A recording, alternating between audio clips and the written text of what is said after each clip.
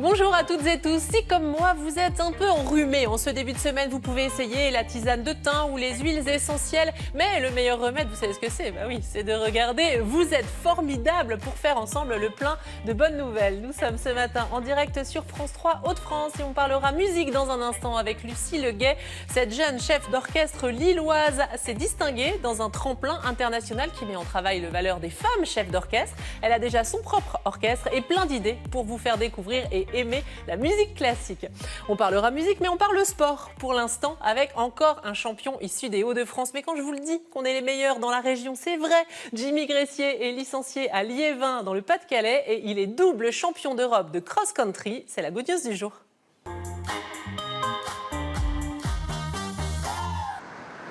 Bravo Jimmy.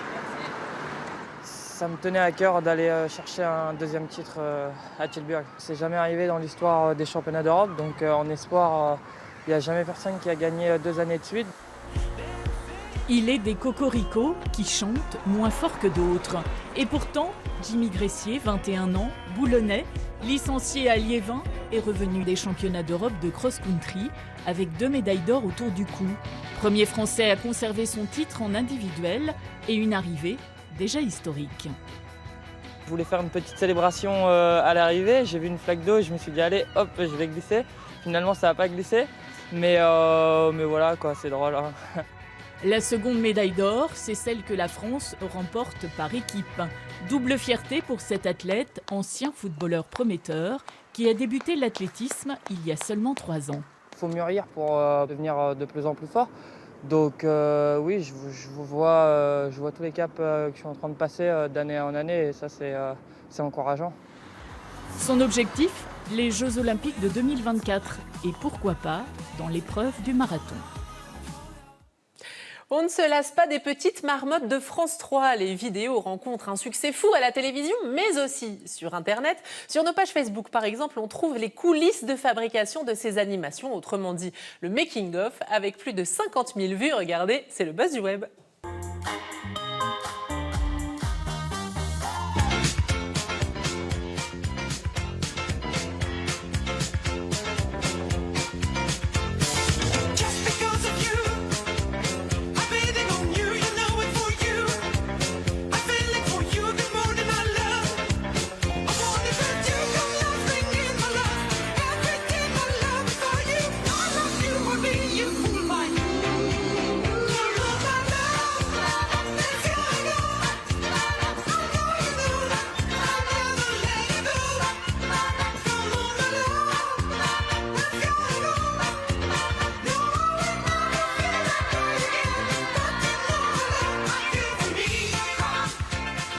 Trop mignon les petites marmottes, va falloir penser à sortir des jouets marmottes. Tenez, en parlant de jouets, qu'est-ce que vous faites chez vous quand vos jouets sont abîmés? Vous les jetez, j'imagine. C'est dommage parce qu'ils pourraient faire le bonheur de quelqu'un. À Amiens, l'association Recycle Jouets les récupère et leur donne une seconde vie. Ils ont déjà récolté plus de 130 mètres cubes de petites voitures, poupées, jeux de société, bref. Et ils les revendent à petit prix. 1800 jouets ont déjà été revendus, c'est le triple like. Nous sommes à Recycle Jouets à Guise. Ici travaillent toute l'année des complices du Père Noël. Ils récupèrent des jouets afin de leur donner une seconde vie. Je vous explique comment ça se passe.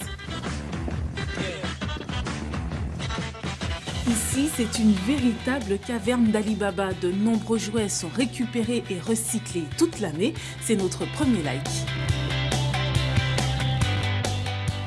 Sylvain Lefebvre, d'où viennent tous ces jouets ? Alors, donc on a 80% des jouets qui sont entreposés ici, qui nous viennent de la déchetterie d'Hirson. Donc, à savoir, c'est que cette déchetterie, les Trois-Rivières, font un énorme travail donc, en amont. Donc, ils font de la pédagogie avec leurs bénéficiaires.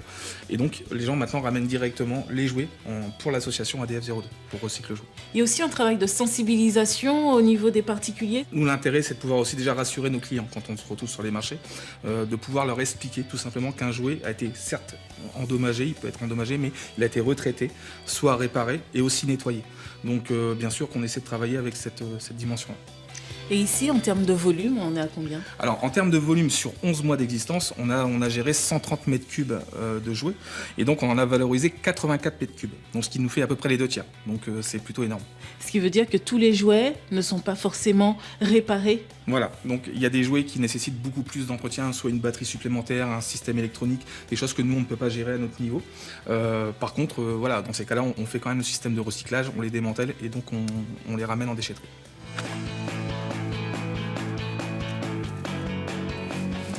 Recycle Jouet, c'est avant tout un chantier d'insertion. Ici, tous les jouets sont nettoyés, testés et réparés si besoin. C'est notre deuxième like. Qu'est-ce que c'est que ce chantier d'insertion? Quelle est sa particularité? Alors, nos CDDI en chantier d'insertion ont, si je puis dire, droit à trois types d'activités. Un emploi, c'est l'objet du nettoyage, de la restauration des jouets, le recyclage, etc. Un accompagnement social et un accompagnement formation. On a à peine 1 an d'existence et on est assez fiers parce que au niveau de l'accès à la qualification, sur les 12 personnes qui avaient intégré initialement le chantier d'insertion, 9 nous ont quittés pour intégrer une action qualifiante. Sécurité, agriculture, conditionnement. Et enfin, on a eu 2 sorties emploi depuis le début de l'action.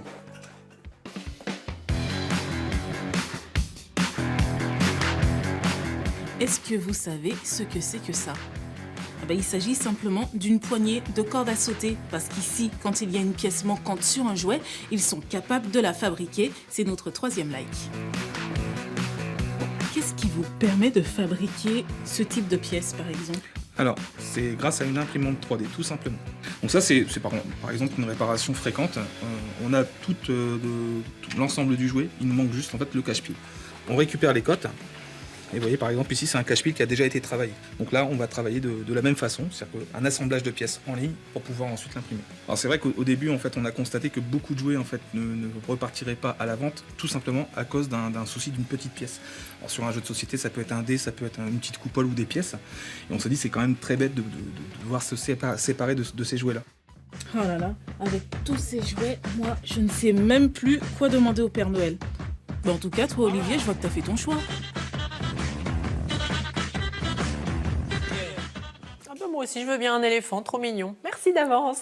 Je reçois ce matin une talentueuse chef d'orchestre lilloise. Elle s'est distinguée lors d'un tremplin international qui met en valeur le travail des jeunes chefs d'orchestre femmes.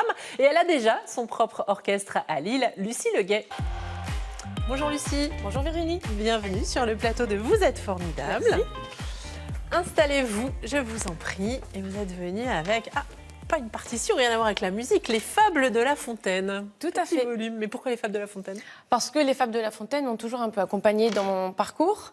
Puis j'ai toujours aimé les lire. Et j'avais un professeur en fait qui s'appelait Jean-Sébastien Béraud, mon professeur de direction d'orchestre, qui aimait bien mettre ça en relation avec la musique.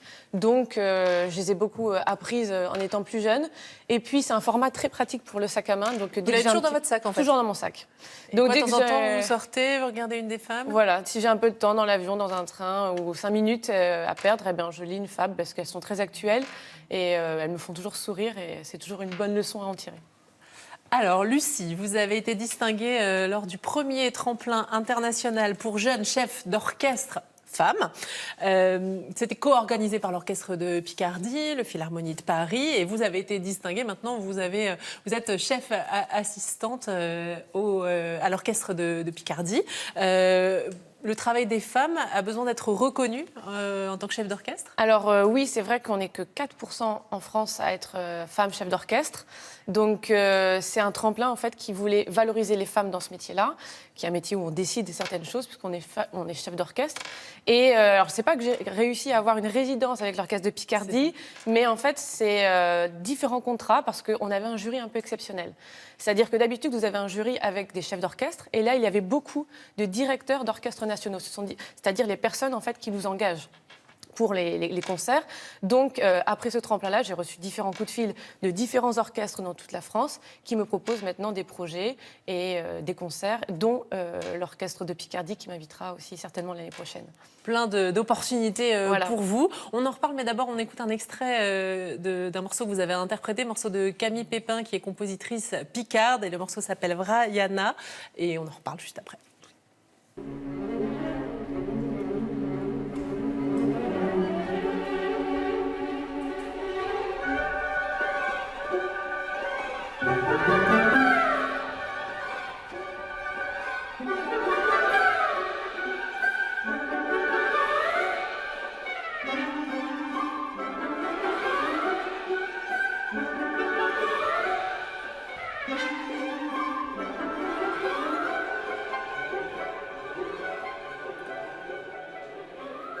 À l'origine, l'idée, c'était effectivement que vous ayez cette résidence à l'Orchestre de Picardie. Et finalement, vous êtes tellement fait remarquer, aussi dans votre discours sur la musique et sur votre métier de chef d'orchestre. C'est vrai qu'en fait, ce concours tremplin, il n'y avait pas seulement des épreuves à diriger, mais aussi une présentation à faire de la pièce de Camille Pépin, Vajrayana, pour voir comment on s'exprime. Et puis, c'était une première prise de contact pour nous en s'exprimant à l'oral.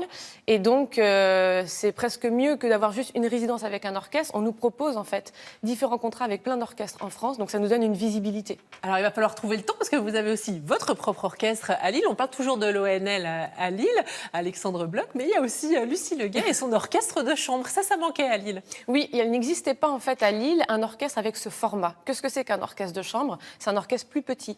Il y a l'orchestre de Lille, mais il y a aussi l'orchestre de Douai.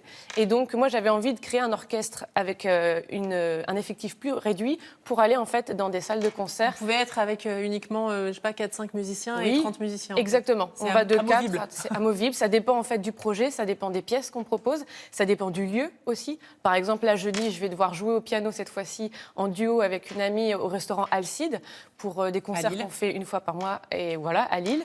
Mais de temps en temps, on est aussi invité dans des festivals avec un effectif plus gros. On a joué aussi dans des maisons de retraite à la résidence. Vous allez dans les écoles aussi, auprès des scolaires, ça c'est important pour vous? Ça c'est important pour nous. Dans notre orchestre, le côté pédagogique et donner en fait l'envie à des enfants d'approcher la musique classique, c'est très important. Donc on a travaillé aussi avec des écoles comme à Fachteminil.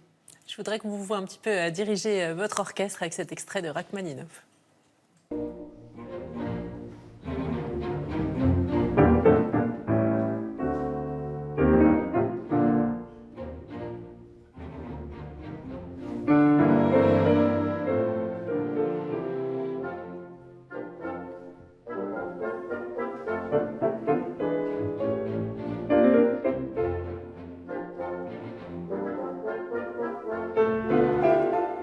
Retenez bien ce nom, Lucie Leguet, on va beaucoup entendre parler de vous. Vous allez diriger bientôt de nombreux orchestres et puis votre orchestre. Vous avez des projets, ça change quoi pour vous ce prix? Eh bien, comme je vous l'ai dit, ça change d'avoir plus de visibilité, de rencontrer de nouvelles personnalités et aussi des artistes qui viennent maintenant me voir, comme des compositeurs ou des solistes qui ont envie de travailler avec l'orchestre et donc faire des projets ensemble. Avec le Quatuor Debussy aussi, on va certainement travailler. Donc, non seulement on est engagé, mais aussi on a des propositions de la part de d'autres personnes, comme des artistes fabuleux qu'on a en France. Et ça, c'est formidable. Merci beaucoup, Lucie Leguet. Restez avec nous. Ne manquez pas ce soir, après le Soir 3, un documentaire exceptionnel. Ça s'appelle Jean Van Loo, King of Clubs, un film de Julien Segard. Vous découvrirez comment Jean Van Loo, ancien maître nageur moucronois, a fait danser des milliers de nordistes à la bibliothèque, à la discothèque. Qu'est-ce que je raconte à Azzevilla? Vous dansez dans les bibliothèques, vous? Non, c'est dans les peut-être avec les femmes de la Fontaine. Azzevilla. Il était maître nageur à Moucron en Belgique et ensuite, il a produit Madonna et il a créé le tube disco Born to be Alive, extrait. Déjà le gimmick de guitare. Le truc de cuivre. L'effet de guitare, ça devait être super fort. L'ingénieur du son disait oui mais non, vas-y pousse. Et il voulait atteindre ce qu'il entendait quoi. La phrase était Time was on my side when I was running down the street, it was no buying. Suitcase and an old guitar, something new to occupy my mind. Et Jean nous dit, vous pouvez pas me trouver un truc là sur Bind et sur Mind? Et pour rire, alors je ne sais plus lequel de Hervé ou moi a fait. Et si on faisait bam, bam, bam, genre comme à la fête de la bière, et Jean a dit ça je veux. Et nous, on lui a dit, mais non, on ne peut pas faire ça, c'est pas possible. Et en fait, il a tellement insisté qu'on a fini par le faire. Et moi qui chante cette chanson encore aujourd'hui, c'est un truc incontournable pour le public. Ils sont 7000, ou ils sont 8000, ou ils sont 15 000. Ils font tous bam, bam, bam. Jean Van Loo, King of Clubs, à voir ce soir, après le soir 3 sur France 3. On parle de Noël. Ah bah oui, ça se rapproche. Vous avez déjà acheté les cadeaux pour Non, pas Noël, encore. Lucie ? Je fais toujours ça au dernier moment. Et quel est le cadeau rêvé pour vous ? Le cadeau rêvé, ça serait de diriger Dialogue des Carmélites de Poulenc à l'Opéra de Lille, tiens. Et le pire cadeau alors, Lucie ? Le pire cadeau, mais est-ce que vous avez déjà reçu un truc tout pourri ? C'est pas que c'était pourri, mais on m'a offert un jeu de société et je suis nulle pour ça, donc j'étais un peu déçue, mais mes copains adorent ça, donc ça leur faisait plaisir. Alors ça va. Et vous, quel est le pire cadeau qu'on vous ait jamais fait ? C'est vous qui le dites. Un aspirateur, un appareil électroménager, ça c'est vraiment un cadeau. Je crois que c'est des chaussettes. Et j'ai fait c'est génial.